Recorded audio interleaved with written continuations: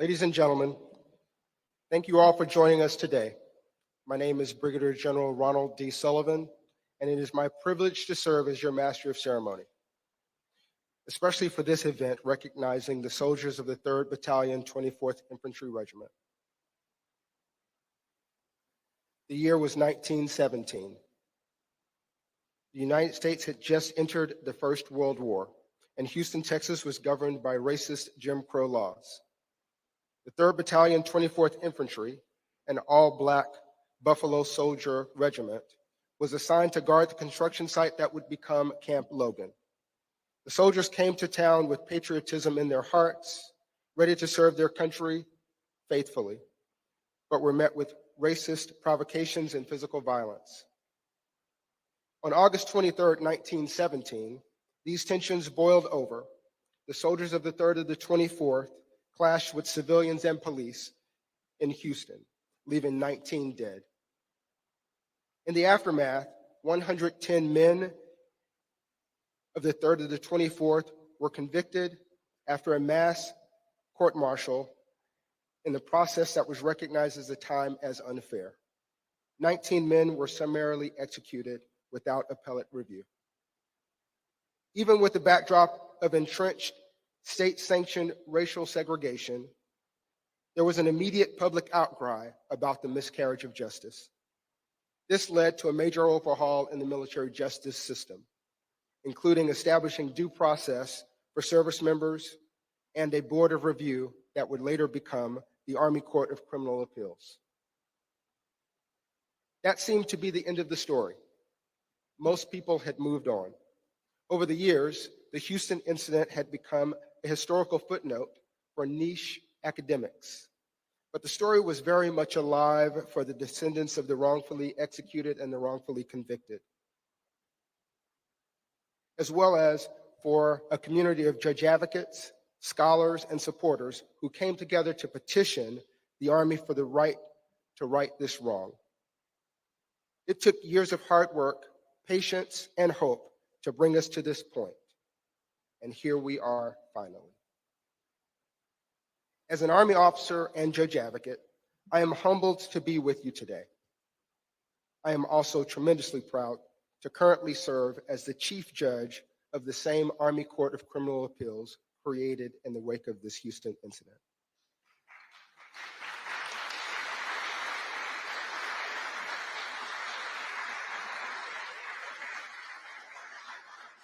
Our court serves to ensure that what happened in Houston in 1917 will never be repeated. We are honored to be joined today by our distinguished guest. Here to speak with us today are our host, the Honorable Gabe Camarillo, Undersecretary for the Army, Representative Al Green, Congressman for the 9th District of Texas, and the Honorable Matthew Quinn, Undersecretary for Memorial Affairs for the Department of Veterans Affairs. We're also joined by Representative Sheila Jackson Lee from the 18th Congressional District of Texas, members of the Texas House, Sean Thierry, District of Texas 146, and J.C. Jetton, District 26. Houston City Council member Abby Kamen, District C, and other representatives from federal, state, and local levels of government. From the Army, we welcome the Honorable Carrie Ritchie, General Counsel for the Army, General Retired Vincent Brooks, other general officers, members of the senior service, executive service, sergeants major, and other leaders. Professor Angela Holder, the great niece of Corporal Jesse Moore, Mr. Jason Holt, the great nephew of Private First Class Thomas C. Hawkins, Mr. Charles Anderson, great nephew of Sergeant William Nesbitt, who is tuning in with us via live stream. He is represented in this room by his nephew and Sergeant Nesbitt's great cousin, Lieutenant Colonel retired Anthony Thompson. Would also like to recognize Ms. Sandra Heitman, the great-granddaughter of police officer Ira Rainey, who was killed in the Houston incident. Ms. Heitman has been a steadfast advocate for the descendants in their pursuit of justice. Please give them all a round of applause.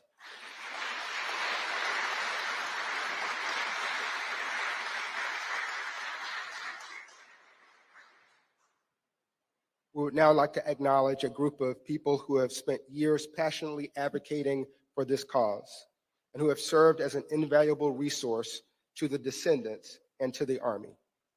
Professor Jeff Korn, whose research in the Houston incident was pivotal to supporting the Army's review. Mr. John Hyman, lead historian for the Justice Project that sought to overturn the convictions of the soldiers from the 3rd to the 24th, and Lieutenant Colonel retired Drew Brennerbeck, pro bono lead counsel for the Houston incident clemency petition, whose passion for this cause is unmatched. This group had supporters who are represented here today as well, including the National Association for the Advancement of Colored People, also known as the NAACP, the South Texas College of Law, a contingent of retired general officers and flag officers, the National Panhellenic Council, and so many more. And of course, look at this venue. There's no more fitting place than the National Buffalo Soldiers Museum as a place to gather today. We thank Captain Retired Paul Matthews, the founder of this museum, and Desmond Bertrand Pitts, its CEO. Today, we remember the soldiers of the 3rd to the 25th. May we remember them, revere them, honor them today and every day for their service and dedication to our nation. They were Sergeant William C. Nesbitt, Corporal Charles W. Baltimore, Corporal Larnon J. Brown, Corporal Earl Clowers, Corporal John Getter, Corporal Robert B. Jones, Corporal James Ball Moore, Corporal James H. Mitchell, Corporal Robert Tillman, Corporal Quiller Walker, Corporal John Washington, Corporal James Wheatley, Private First Class Howard E. Bennett, Private First Class William D. Boone, Private First Class William Brackenridge, Private First Class William Burnett, Private First Class John H. Goad, Private First Class Thomas C. Hawkins, Private First Class John H. Hudson, Jr., Private First Class James R. Johnson, Private First Class Ben McDaniel, Private First Class Alvin Pugh, Private First Class Stuart W. Phillips, Private First Class Carlos Snodgrass, Private Ernest E. Adams, Private John Adams, Private Wash Adams, Private Grant Anderson, Private Fred Avery, Private Charlie Banks, Private Tom Bass, Private Douglas T. Bolden, Private Fred Brown, Private Richard Brown, Private Robert Brownfield, Private Walter Burkett, Private Allie C. Butler, Private Harrison Capers, Private Ben Cecil, Private Henry Chanot,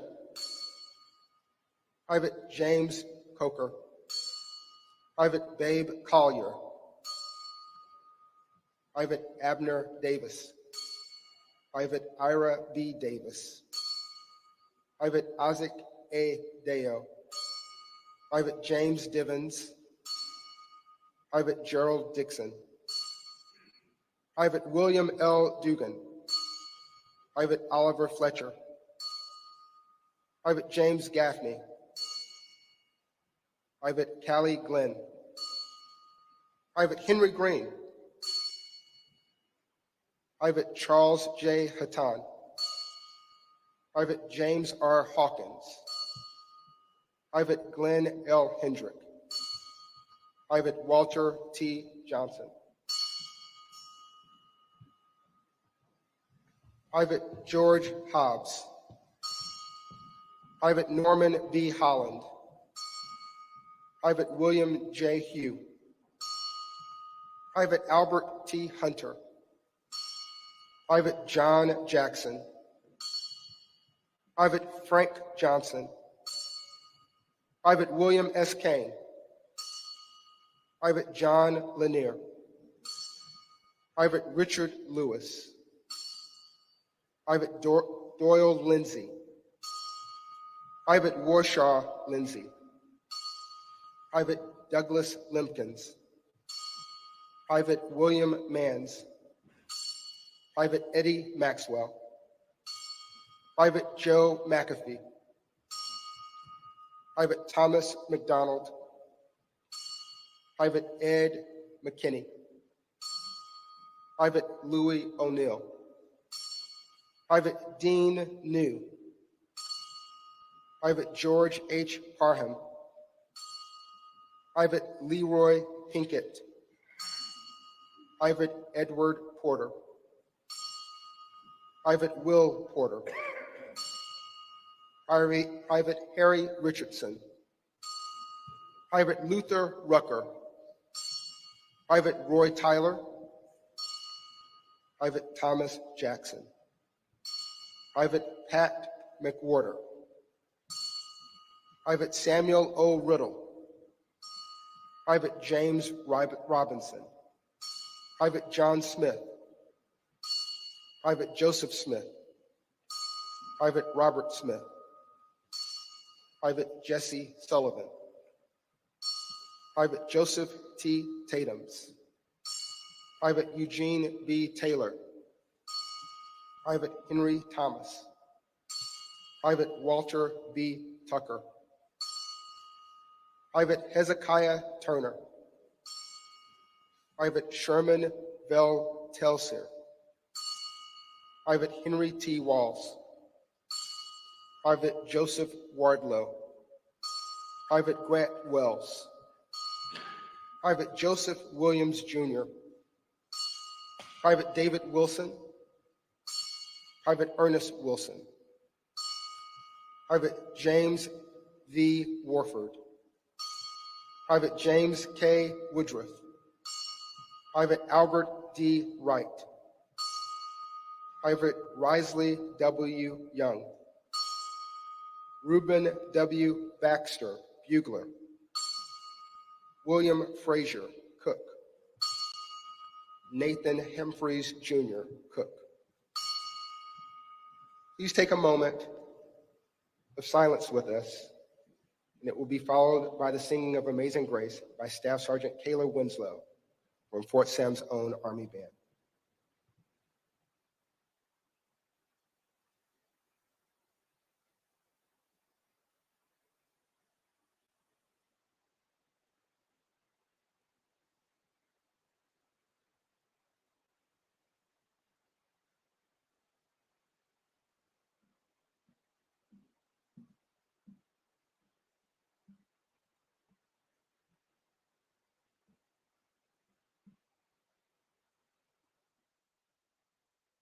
Amazing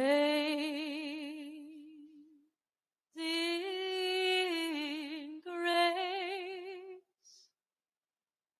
how sweet the sound that saved a wretch like me.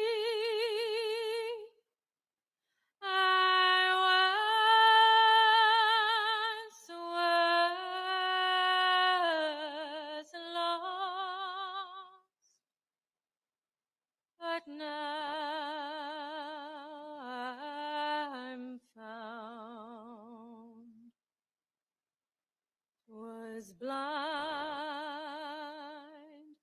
but now I see.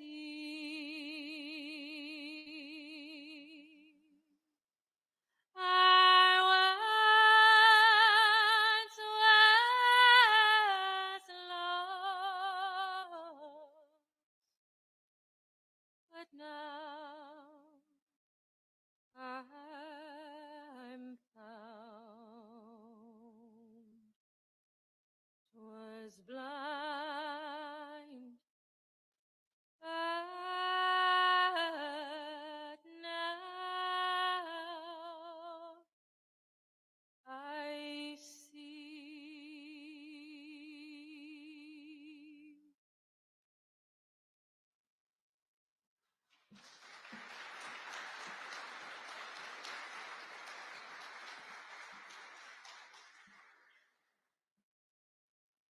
Thank you, Staff Sergeant Winslow.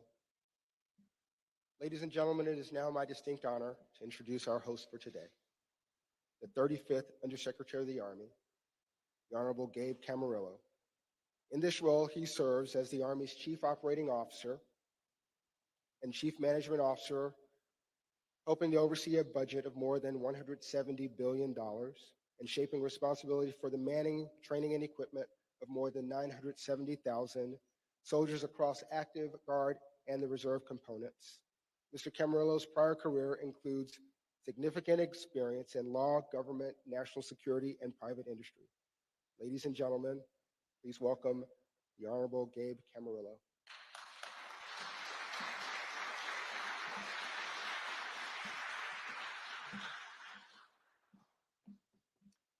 Good morning. It really is a special honor to be here with all of you today. I want to first begin by thanking the City of Houston, Undersecretary Matt Quinn, my friend, Congressman Al Green, Congresswoman Jackson Lee, the Buffalo Soldier National Museum for hosting and participating in this truly special occasion. On behalf of the United States Army, I want to first also welcome the family members and the descendants of the soldiers of the 3rd Battalion, 24th Infantry Regiment, NAACP leaders, students, and faculty of the South Texas College of Law, petitioners, state representatives Jetton and Theory, Houston City Council member Kamen, and so many others who have kept alive the stories of 324 soldiers and the injustices that they have suffered. Now, as Undersecretary of the Army, I have the distinct privilege of helping to lead the greatest land force the world has ever known. And one of the things that truly makes the Army so great is that we are a learning institution. Whether it's how we organize, how we fight, or how we take care of our people, the Army has worked very hard throughout its history to acknowledge mistakes and to correct them to become a better institution. It's that ongoing process of learning and of growth that brings us here today. Now, most of you already know the story of the 3rd Battalion, 24th Infantry Regiment. Part of the Buffalo Soldiers, the 24th was formed in 1866 in the immediate aftermath of the Civil War.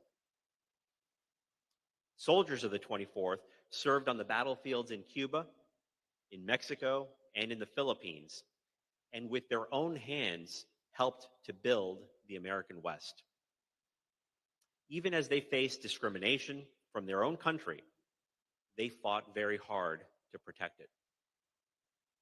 The regiment's 3rd Battalion was assigned to Camp Logan at a time when racial tensions were on the rise nationwide. And on the night of August 23rd, 1917, those tensions exploded in Houston. Racially motivated incidents, rumors, threats, spurred a group of more than 100 black soldiers to seize weapons and leave camp, thinking that they were marching in their own self-defense. And in the hours that followed, blood was shed. Innocent lives were lost. And months later, represented by only a single officer who was not even yet an attorney, the accused soldiers of 324 stood trial. After 29 days in session, it took a court only 2 days of deliberation to deliver the first of 58 convictions. And less than 24 hours after a short internal review of the verdicts concluded, 13 soldiers were hanged. It was the largest mass execution of American soldiers ever carried out by the Army.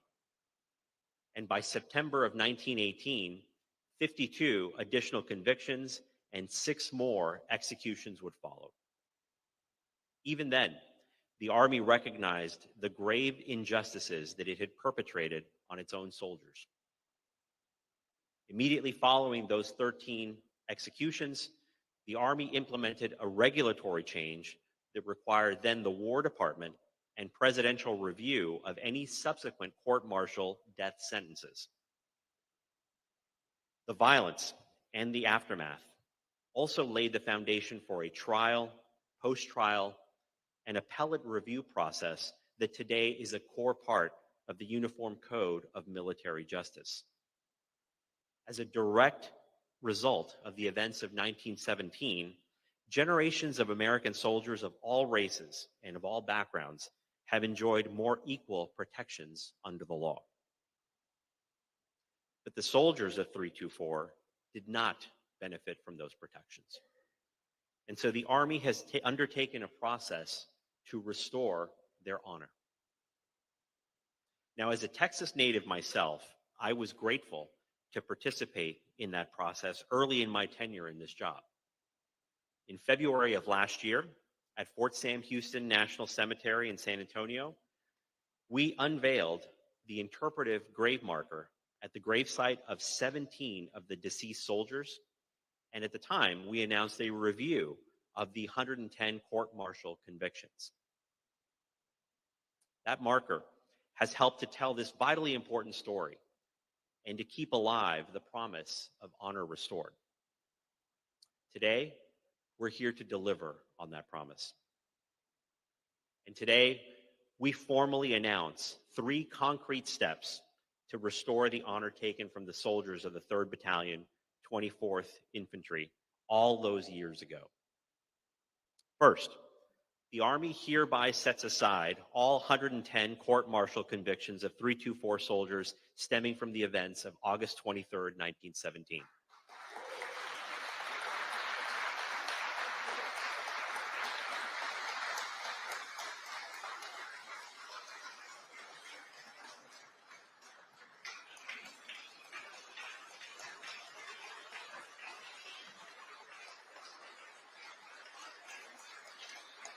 Thank you. And second, we direct the correction of military records to show honorable discharge for the 95 soldiers of 324 not restored to duty.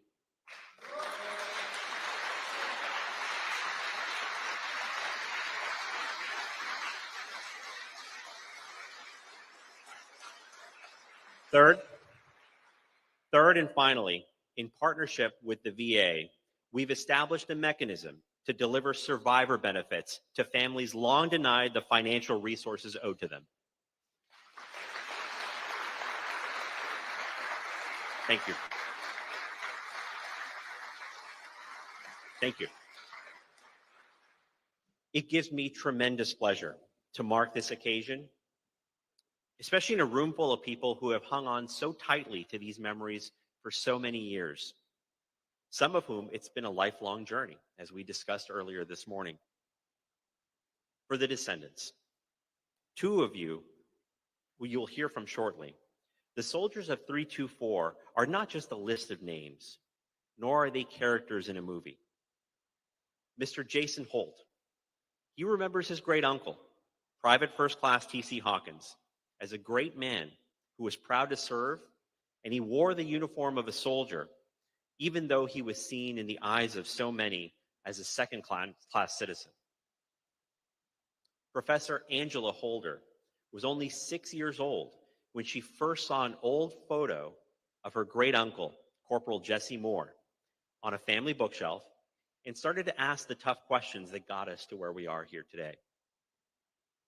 During her journey, even as those hard questions began turning up challenging answers, I know that Professor Holder and her entire extended family have continued her uncle's legacy of service to this country.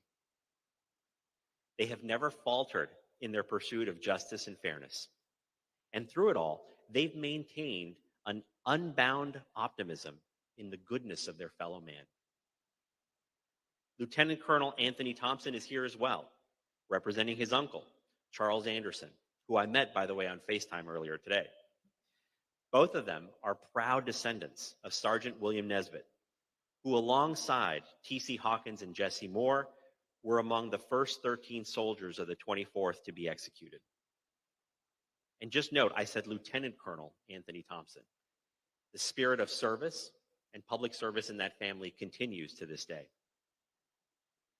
And as the families of the 324 soldiers sit here in the audience, I can only imagine the mixture of pride in their relatives' service and pain in how they were treated. Ms. Sandra Heitman is also in the audience today and is no doubt feeling that same blend of emotions. Her great-grandfather, Ira Rainey, was a Houston police officer who was killed on that horrible night in August 1917. And I know that Ms. Heitman, who has worked in law enforcement herself throughout her career, has held fast to his memory while still strongly supporting the Army's decision to restore honor to the soldiers of 324. Mr. Holt, Professor Holder, Lieutenant Colonel Thompson, and Ms. Heitman, you and so many others now join a distinguished list of courageous fighters who have pushed the Army to be better since its inception. In a final letter after receiving his death sentence, Private T.C. Hawkins wrote to his mother and father that, quote, by the time this letter reached them, he would be beyond the veil of sorrow, in heaven with the angels, end quote.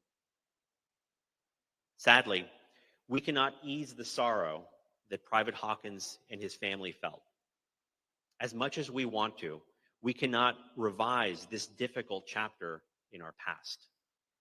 But we can learn its lessons. We can use them to create a more just future for all Americans, including those who have bravely chosen to wear the Army uniform. To the descendants of the 324, I hope you find some solace in knowing that the Army has chosen to formally honor your relatives and that their legacies will live on. I know the memory of the 324 soldiers will stay with me personally. It will inspire me, and it will continue the hard work of making our Army a better institution. Thank you again to our hosts and to all who have joined us for this special occasion.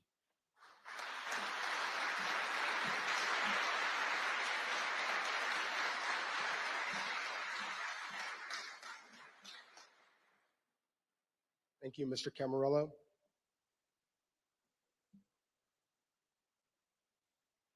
Our next speaker is well aware of what it means to memorialize those who have passed on before us. The Honorable Matthew Quinn is the 7th Undersecretary for Memorial Affairs for the Department of Veterans Affairs. He leads 155 Veterans Affairs national cemeteries and 122 grant-funded state and tribal veterans cemeteries in providing a dignified burial in national shrines for veterans and eligible family members. He is a retired Major General, having served nearly 37 years in the Army and the Army National Guard. Ladies and gentlemen, the Undersecretary of Memorial Affairs, the Honorable Matthew Quinn.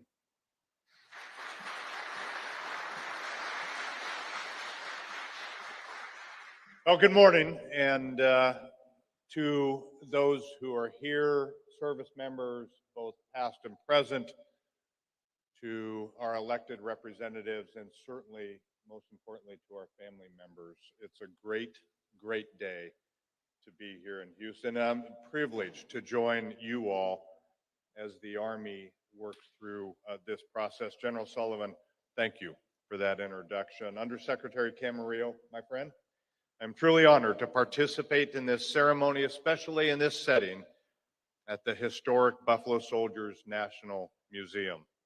And thank you, sir, for reiterating the Army values. As someone who wore the Army uniform for nearly 37 years, I lived by the Army values throughout my military career, and I continue to live by those values.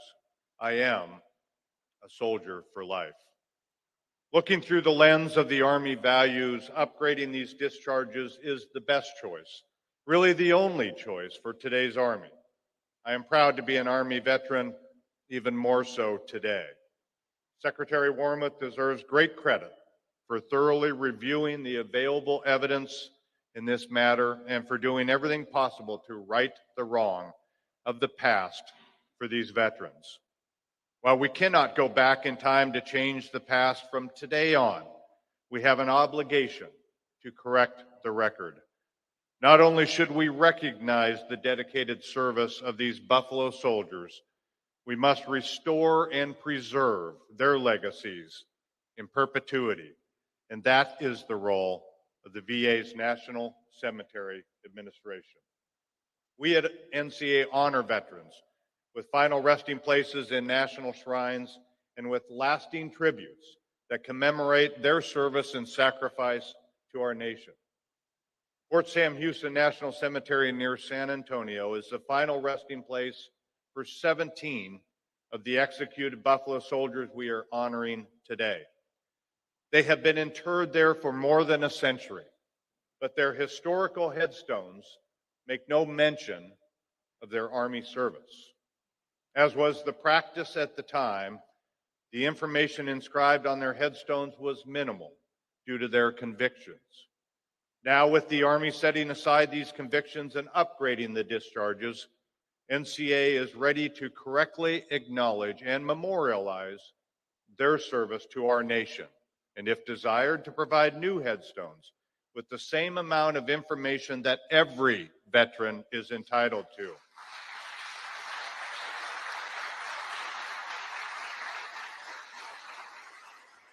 Our Army has made this right, and we at NCA will make this right for future generations.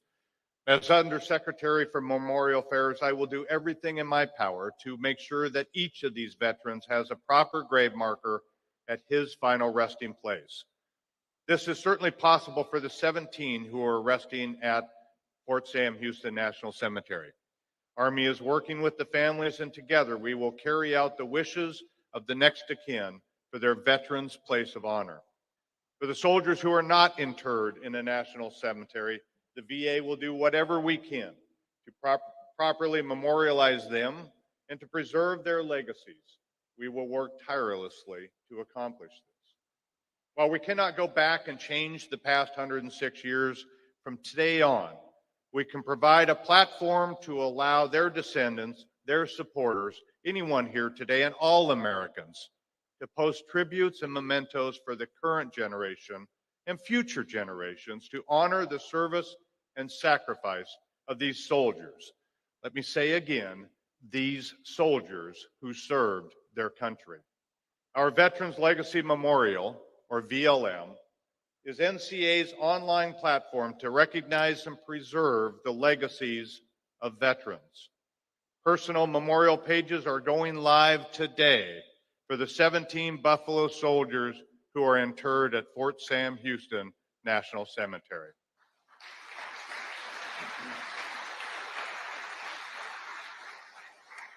By using VLM, family members, veterans, current soldiers, and any other supporter can now post tributes and mementos to recognize the service of these veterans, to help restore and preserve their legacies. When you have a chance, please go to va.gov/remember. va.gov/remember, and look up the VLM pages of any of the 17 of these veterans resting at Fort Sam Houston National Cemetery. Post a brief tribute, even something as simple as "Thank you for your service, soldier." Any gesture like this helps keep their legacies alive. Furthermore, those of us who know their story have an obligation to tell their story. We owe it to them to discuss their service to our country, no matter how painful it is to recollect how their legacies were nearly hidden and ignored. We should tell their story so we can ensure this dark period of our history is not forgotten, to make sure they and their service are not forgotten. This is why we are here today and why VLM was created. As a nation, we must not forget the past, just as we must never forget those who have served and sacrificed for our country. Saying their names and telling their stories will help make sure future generations know of their service to our country. Again, Undersecretary Camarillo, thank you for inviting me to this ceremony. I assure you, sir, that the National Cemetery Administration will do whatever possible to recognize and preserve the legacies of these veterans in perpetuity. May God bless the soldiers we are here to honor today, their families, all veterans, and all service women and men currently serving our great country, and may God continue to bless our United States of America. Thank you.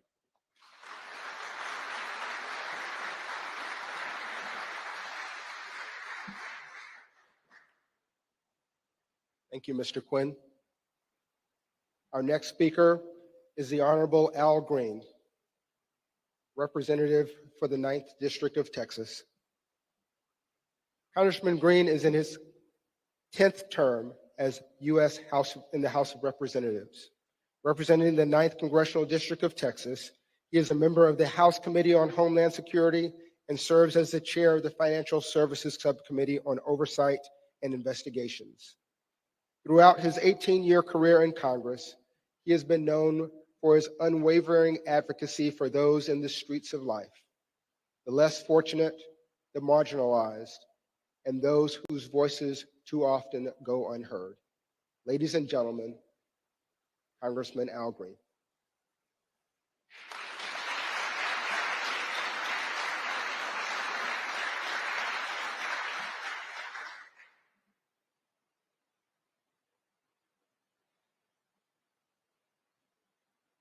I don't know about you, friends, but it really meant something to me to see a brigadier general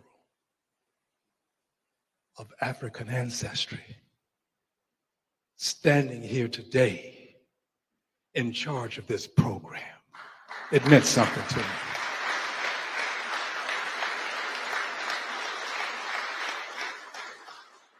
And I'm going to fight back the tears to give this message. But General, Brigadier General, you stand on a lot of shoulders, but you stood tall today. Thank you again for your service. Thank you. I cannot but tell you that when the Undersecretary Camarillo made his announcement about the honorable discharges being restored or granted, and that the descendants would get benefits. I don't know about you, but I had tears to well in my eyes, knowing that long though it may be, the arc of the moral universe still bends toward justice. Still bends toward justice. Thank you for traversing some distance to do this. You performed your function in a stellar fashion. And I want to thank the Secretary for having you as an Undersecretary. I thank the Secretary. I did write her a letter. Secretary Wormuth, and I ask that this be done. I'm not saying she responded to me because I know she responded to those descendants, but I want to thank her for having you. And I also want to thank the President of the United States of America, Joe Biden, for appointing her. She had the call. It was her call to make. The president put her in the position to make that call. This is not politics. This is just being grateful to people who made a difference. So let's give them a hand again, please. Those who made a difference. Now, I cannot do this without mentioning Clyde Lemon. He's an attorney here locally. He's seated here. Clyde is a person who was persistent with the Houston NAACP under the leadership of the Bishop James Dixon. I don't see the bishop, but I talked to him this morning. He told me he had a heavy schedule. But they teamed up and they were over at South Texas College of Law. I was there for the ceremony that took place, and they made a hue and cry. That hue and cry made its way to the national NAACP, which passed a resolution. But none of this would have been done but for the descendants. The descendants, the family members who just wouldn't give in, wouldn't give up on the fight to correct an injustice. Sometimes you just wonder, how do people struggle through the years with the pain and yet take such bold steps forward to get things like this done? You have been saluted, but I don't think you'll ever be saluted enough. So I salute you and thank you for what you did with your persistence. And finally, before my statement, I want to mention at least one family member because I presented her a certificate. Ms. Holder, thank you for being so kind as to retain the certificate of congressional recognition presented to you. And finally, the Buffalo Soldiers. Friends, this is more than brick and mortar. It's a great place to have an event, but it really is the soul and the heart of the Buffalo Soldiers. Buffalo Soldiers, could you just please, those of you who are associated with this institution, stand up. You deserve that expression of appreciation. The Buffalo Soldiers. Thank you. Thank you. Thank you for what you've done. Thank you for being in uniform. Thank you. Now, friends, ladies and gentlemen, honored guests, members of the armed forces and family members. In 1917, in the midst of a world at war, our nation bore witness to a great travesty, a tragedy that has taken over a century to address. Today, as we gather to acknowledge and rectify an injustice, we must first reflect, as has been done by others before me, but reflect on the imperfections of our past. This injustice involved the convictions of 110 soldiers, the names, all of whom were recognized today by General Sullivan. After a flawed investigation and a flawed trial, this all happened after the Camp Logan riots, as they were called. Many of these men, defenders of our nation, were denied the very principles of justice that this great nation was founded upon. And they were endeavoring to protect those very principles of justice. These soldiers deserved a fair trial, a genuine investigation, and most importantly, the respect and dignity of their roles as servicemen. In their haste and prejudice, the enforcers of our justice system failed them. However, in contrast to that fact, we are here today. And the fact that we are here is a testament to the resiliency of our justice system, to the enduring spirit of truth, and to the fact that we can admit our wrongs and strive to right them. Our journey as a nation has too often been one of transgressions committed, acknowledgments made, atonement required, and enlightenment realized. We have moved from a deeply divided society governed by the inhumanity of prejudice to occasions such as today's, wherein the very institution that was once the perpetrator of an injustice seeks to redress its wrongs. Yet, while we commemorate this momentous occasion, wherein we have literally bent the arc of the moral universe toward justice, we cannot rest on our laurels. The painful truth is that the story of the 110 Black soldiers is a stark reminder of the racial prejudices that men and women of color continue to face. Whether it's in the streets, in the boardrooms, or even in the hallowed halls of justice, there is still ample empirical evidence to show that treatment and advancement in our country is much too often dependent upon the color of skin and not the content of character within.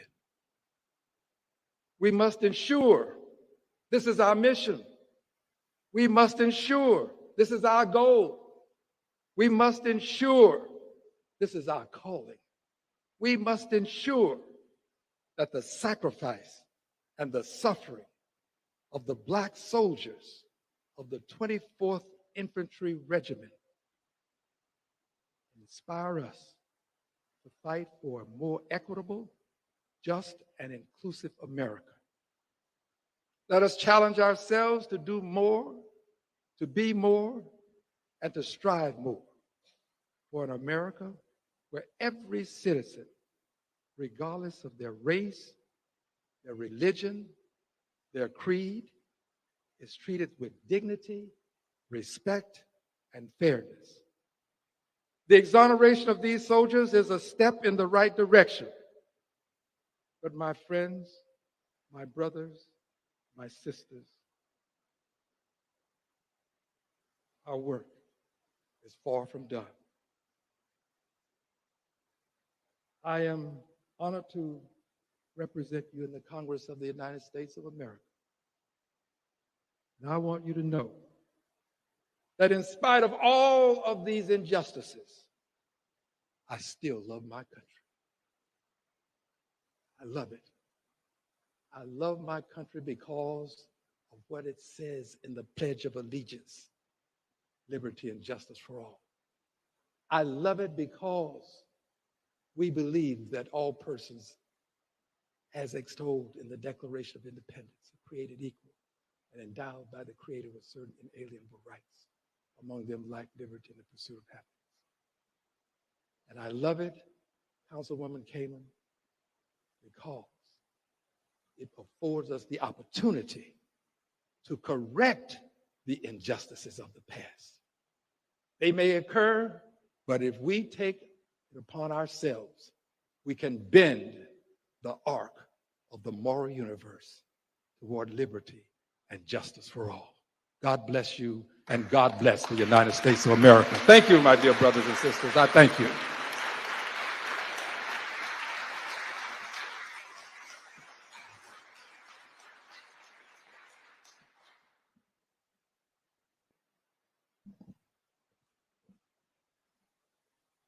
Thank you, Congressman Green.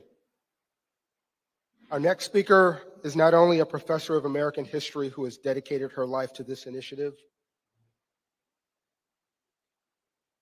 but she is also the great niece of Corporal Jesse Moore, India Company, 3rd Battalion, 24th Infantry Regiment. Professor Holder completed her undergraduate studies at Louisiana State University, where she received a Bachelor of Science in Social Sciences and earned her Masters of Arts in Social Science from Southern University. She also has a Master's in Arts in History from the University of Houston. Professor Holder is the curator of the Camp Logan Mutiny in 1917 exhibit here on display at the Buffalo Soldiers Museum. Ladies and gentlemen, Professor Angela Holder.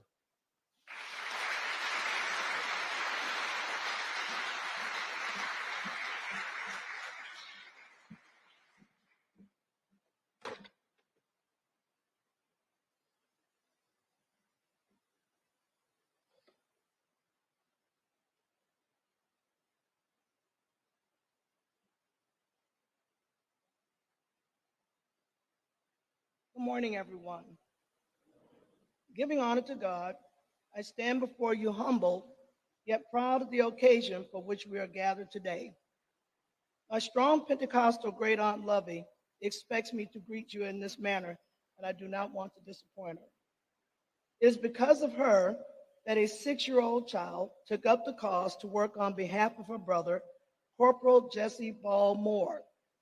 I ask for your indulgence as I have 2 messages to deliver. One from my heavenly imagination of what Aunt Lovey would say to you today, and myself. My Aunt Lovey. Good morning, everyone. My name is Lovey Ball Kimball. I am the sister of Corporal Jesse Ball Moore. I want to start out by saying thank you and God bless you to each and every one of you for what you did for my brother. Words cannot express the joy in my heart, but I will try. When our mother received the box with Jesse's coat, Bible, goodbye letter, and $1, it devastated her. She told him not to go back because she felt something bad would happen to him, and this box confirmed her fears. He first signed up with permission from Uncle Alec Moore, his guardian. He worked for a bit after his first service ended, and times being what they were, he wanted to go back to the Army. Well, that uniform did make him look good, and he felt important serving his country. In Baton Rouge, there were programs honoring the men who served, and we participated in these services to keep his memory alive. I kept a picture of him and named my daughter Jessie. She was born before he died, and after he died, we still had a Jessie to love. My sister Beulah Ball Turner died at age 31 and left a 4-year-old daughter, Laurel, and my brother-in-law, William Henry Turner. Laurel would marry and have 3 children who I would care for in the place of my sister. It was one of these children, Angela, that would do the work I'm thanking you for today. Angela saw the picture of Jesse and asked me about him. I didn't know why this child asked questions about him, which stirred the hurt in my heart. But I was told never to lie to a child. I told her he was killed by the Army in Houston, Texas, but we didn't know where he was buried. I felt good at being able to talk about my brother and glad someone young was interested in him. A few months after I told her, I passed on to be with Mother and Jesse, but always watching over Angela. Before I turn this over to her, let me say again, thank you and God bless you for all of what you have done for Jesse. I will now sit back and listen to my great niece. Thank you, Aunt Loving. It is because of you that I took up this cause of Uncle Jesse. I too want to express my thanks and gratitude for the monumental decision-making process it took to get here today. The work on Uncle's behalf has brought me 109 new uncles, and I'm proud of and love each and every one of them. First and foremost, this work has never been about me. I am grateful for God's divine intervention, opening hearts, changing minds, and placing compassionate, caring people in my life to get things done. Not only here, but for 3 other soldiers affected by August 23rd, 1917. Sergeant Vida Henry, Private Bryant Watson, and Private Wally Strong, as of August 23rd, 2017, now have tombstones after 100 years without them. James Hedge and Phil Krause of the VA worked with Captain Matthews and I on their behalf regarding their burials in Houston.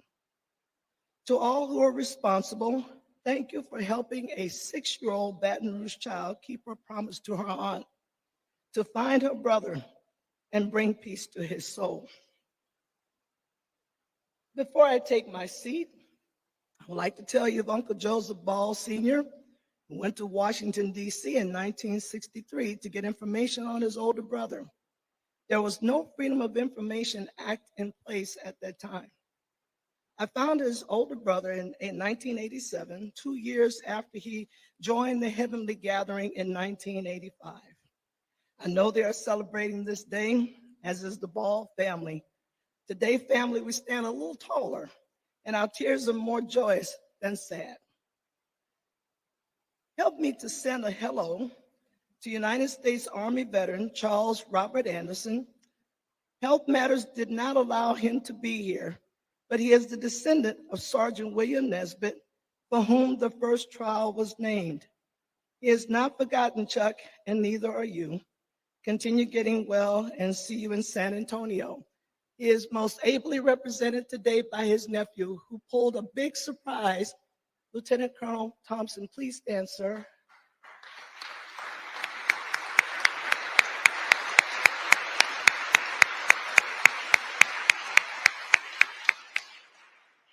Thank you to all who made this day possible. I'm very grateful, and as I said earlier, I'm very humbled and very proud of what was done. And thank you again on behalf of my family. God bless.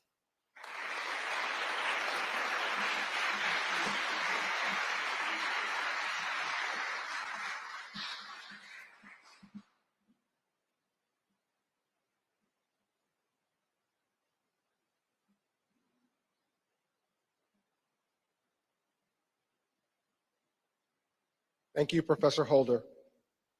Our final speaker is a descendant of Private First Class Thomas Hawkins, and like Professor Holder, has dedicated time, resources, and energy into clearing his uncle's name. Jason Holt is a seasoned attorney with more than 2 decades of experience in local government, municipal corporations, turnaround strategy, litigation, and fiscal management. He draws his background navigating the political and economic challenges that arise throughout redevelopment processes to assist municipalities and developers in drafting and negotiating redevelopment plans and agreements, also known as plot agreements, as well as tax appeals and tax exemptions. Ladies and gentlemen, Mr. Jason Holt.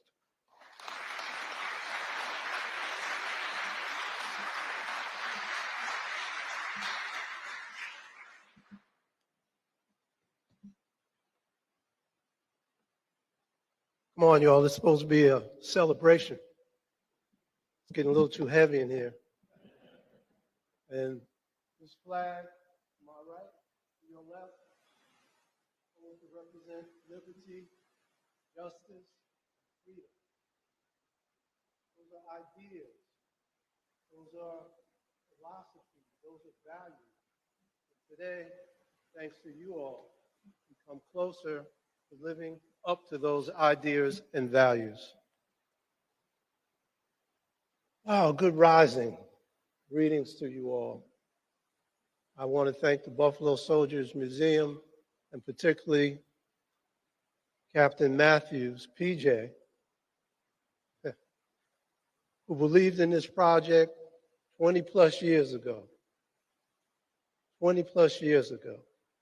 And very special greetings to the undersecretaries, congressmen, the senators, elected officials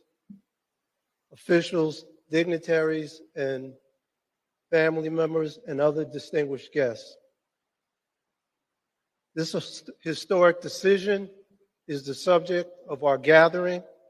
It is the culmination of decades of work by many individuals and organizations like the NAACP, the National Bar Association, and newer organizations like the Memorial Park Conservancy, but many different lawyers and veterans and service members chipping away at the stone. But a very special thanks to Drew Brenner Beck. Drew, stand up so people know who you are.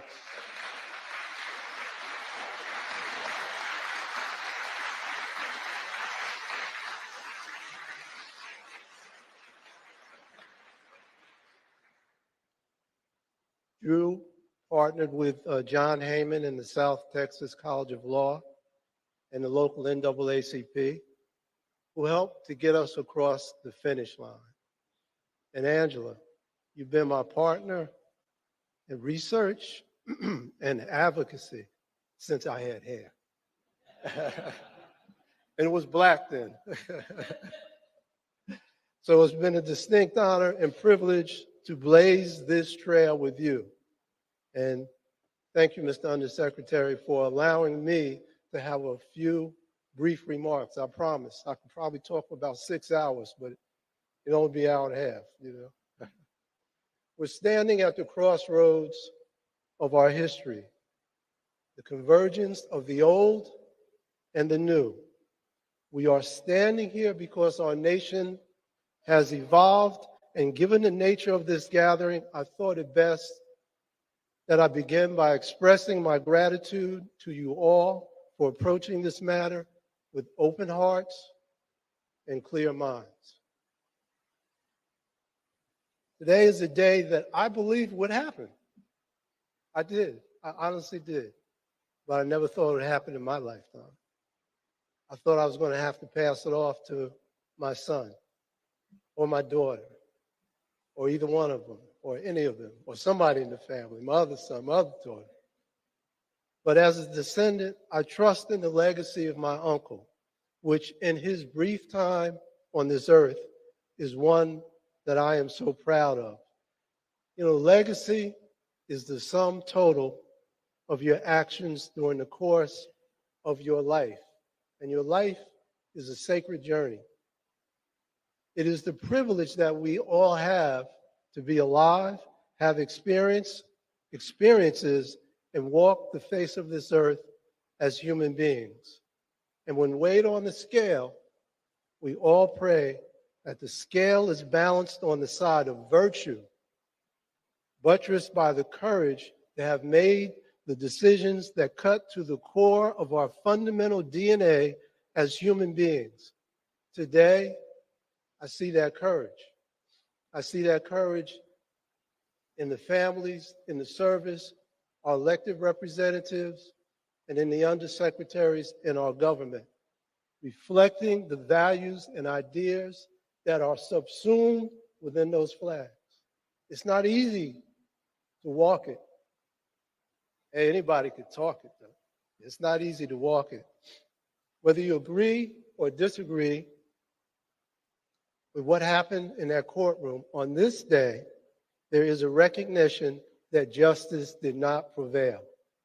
An immortal wound that was inflicted on due process in military jurisprudence could only be healed by the setting aside of the convictions of these soldiers.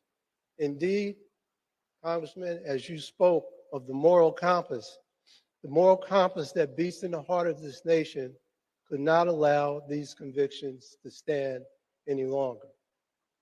I mean, the wheels of justice grind slow. It's only 100 years, but it happened.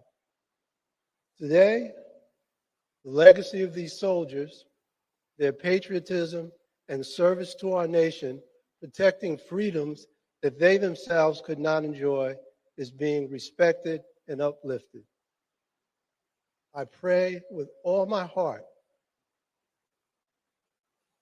that their souls witness these moments of reckoning and are set free. Let it be said to the Buffalo Soldiers by all who are gathered here in this space in the spirit of love, decency, and atonement, that your souls are welcome here. Please say it with me. Your souls are welcome here. Your souls are welcome here. We stand on your shoulders, on your sacrifice, on your suffering, on your commitment to love of this country, on your wearing of the cloth, the very fabric, the cloth of this nation. We need to acknowledge that, and today, Undersecretary, you have done just that. So I want to personally thank you for that. Since in many respects, we are here to celebrate and acknowledge the spirit of the men of the 24th, I would be remiss if I didn't repeat something that already happened. Traditionally for me, I like to call the names of the first 13 men that were executed. Now, in a discussion the other evening with Angela, she actually helped remind me that there was an order to who stood on the gallows. So there was an order for the first 13 men. They were sentenced to be hung by the neck until dead. And I told that to somebody, and we were having a discussion. And they said, "What?" I said, "Yes." The sentence said, sentenced to be hung by the neck until dead. That's not a reflection of what we were talking about. That's not our better angels. So they were executed without a fair trial, review, or appeal. So if you will indulge me, I would like to call their names. Is that okay? All right. Corporal, I'm going to call their names in the order in which they stood on the hanging scaffold. Corporal Charles Baltimore, 1. Private Ira B. Davis, 2. PFC William Breckenridge, 3. Corporal Lornan J. Brown, 4. Private James Divins, 5. PFC Carlos Snodgrass, 6. Corporal Jesse Moore, 7. Corporal James Wheatley, 8. Private Pat McWhorter, 9.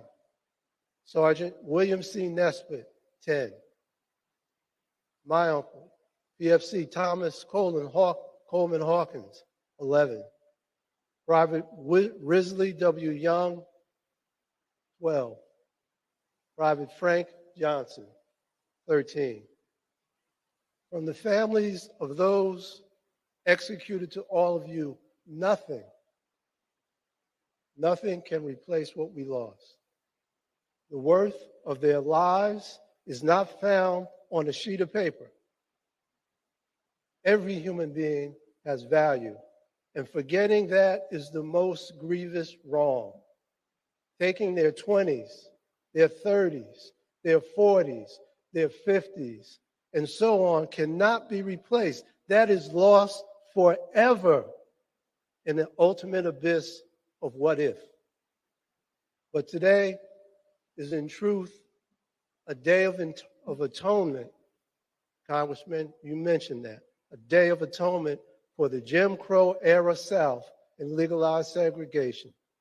Today, a mortal blow has been dealt to the injustice of the master-slave relationship, such that 106 years later, the color of their skin was not a barrier to the fair dispensation of military jurisprudence.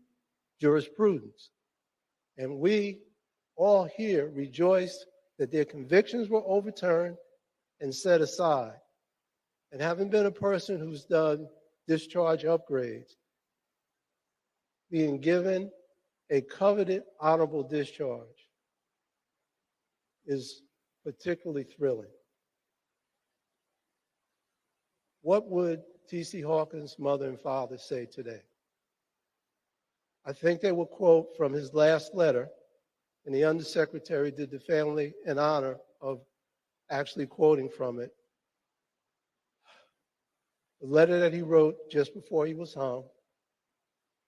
I think they would say, tell them that our boy died, a strong Christian, a soldier with faith, and as he stepped onto the hanging scaffold with 12 other soldiers, before their necks were snapped, he mocked death.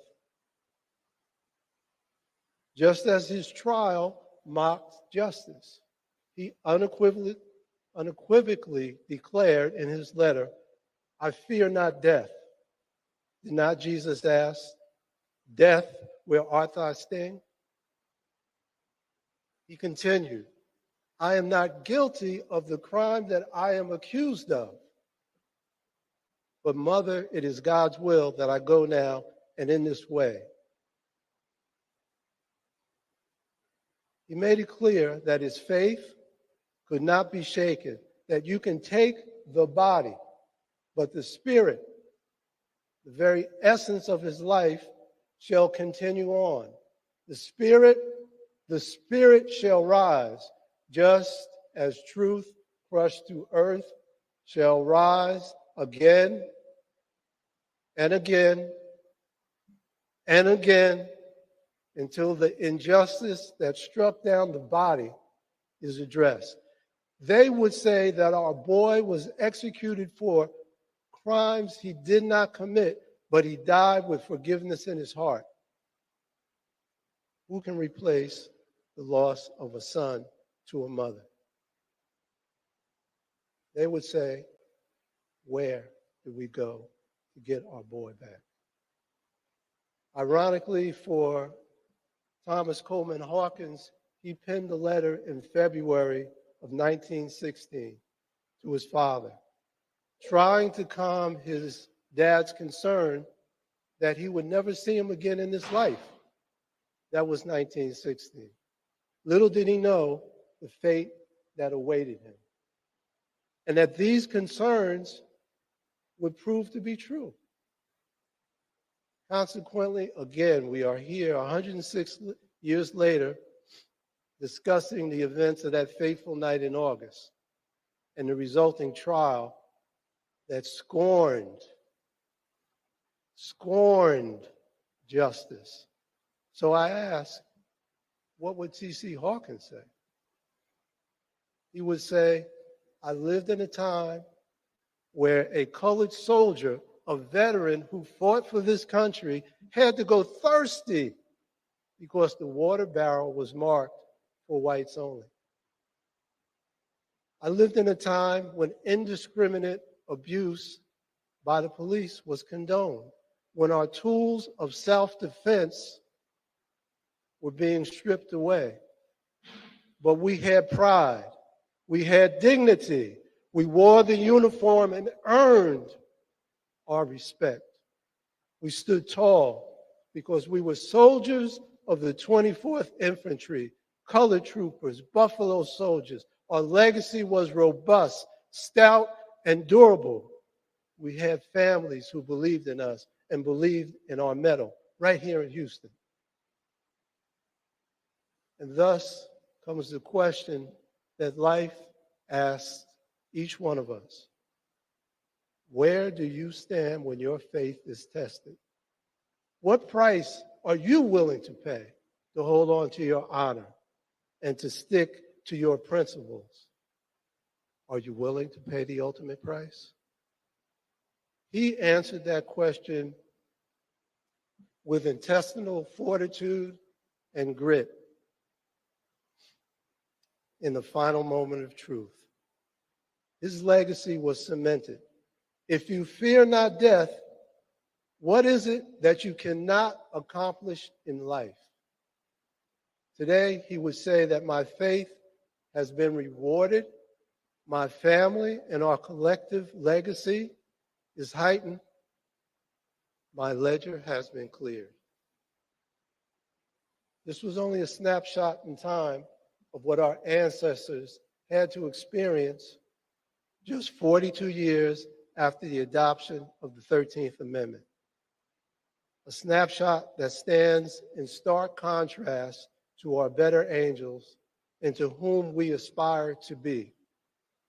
I am sure that 106 years ago, the men of the 24th never dreamed about being in a room like this, with such enthusiastic supporters of a clemency petition, nor would they have thought that even posthumously their convictions would be set aside.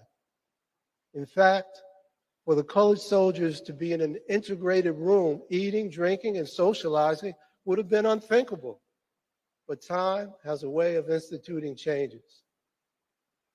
We may not always realize the far-reaching impact that our individual struggles will have on our fellow humankind, but be assured that this snapshot in time has done more to acknowledge and preserve our history than we can fathom at this moment. It seems like it's just the right time. I'm privileged to enjoy a lot of the privileges that this country has to offer. I'm a practicing lawyer with a great firm, CSG Law, and as I stand here and look out, it's not due to my own sacrifice. It's due to the sacrifice of those who came before me, of those who were willing to pay the ultimate price. Faces, names, people too numerous to mention, organizations, men with courage who said, hey, it's not right. 106 years is too long. So it's been my privilege and honor to have represented my family throughout these many years, those that are here and those that have passed on, and to speak on behalf of those whose voices were silenced. The poetic justice of this moment in this building. PJ, this ain't your garage, man. And it's not that little house over there anymore. The poetic justice of this moment is not lost on any of us who have been walking this trail for so long. Today, the men of the 24th are not forgotten. They are remembered. Today, one more giant step towards righteousness has been realized. And there is no question that their souls are welcome here. So say it with me one more time. Your souls are welcome here. Thank you for listening.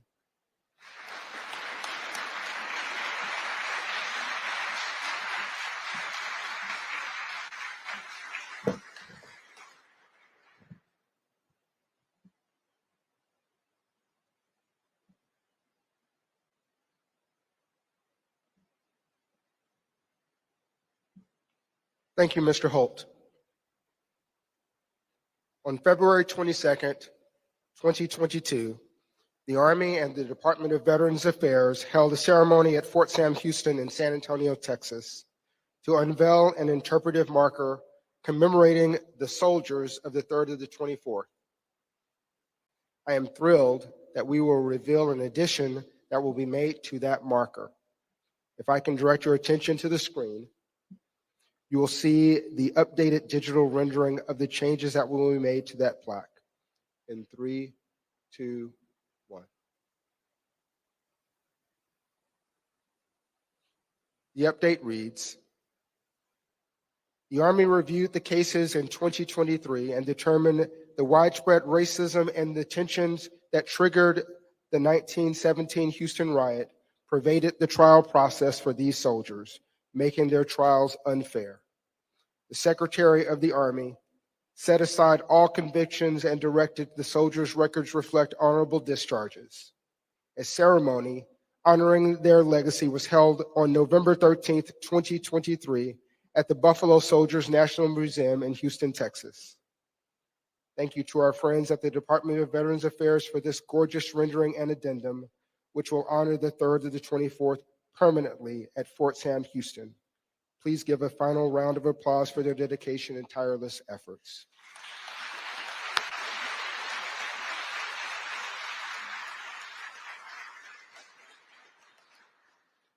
Ladies and gentlemen, please stand for the singing of Lift Every Voice and Sing by First Sergeant Lewis and Staff Sergeant Winslow. The words may be found in your program. And then remain standing for the benediction by Chaplain Monica Lawson.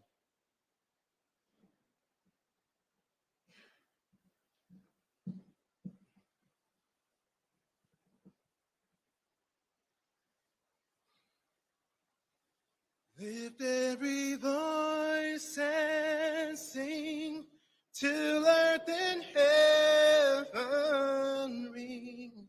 Ring with the harmonies of liberty. Let our rejoicing rise high as the listening skies. Let it resound loud as the rolling sea. Sing a song full of the faith that the dark past has taught us.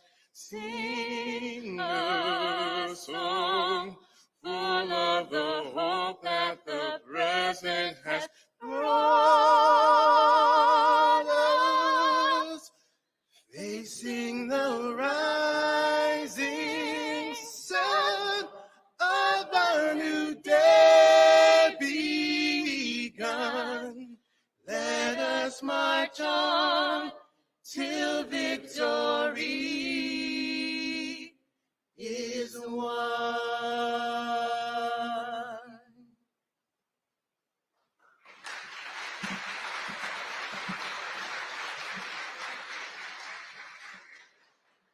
Ladies and gentlemen, this concludes today's ceremony.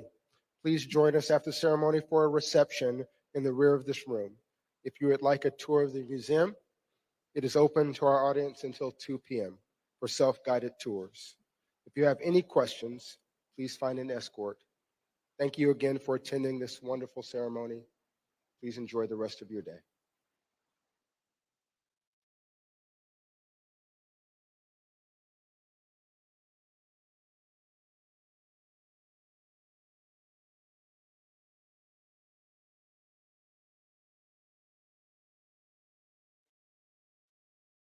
Well, let the church say amen. That's probably the quickest.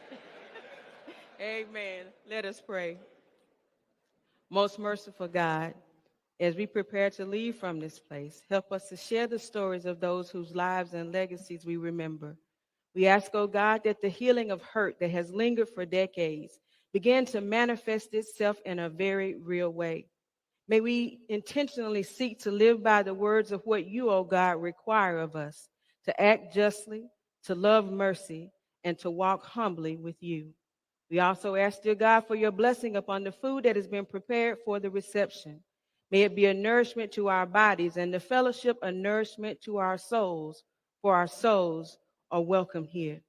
May your grace and your mercy follow us. May your light shine within us, and may your love and peace cover us as we depart from this place, but never your presence. This we ask in your most holy and precious name. Amen. You may now leave. Amen.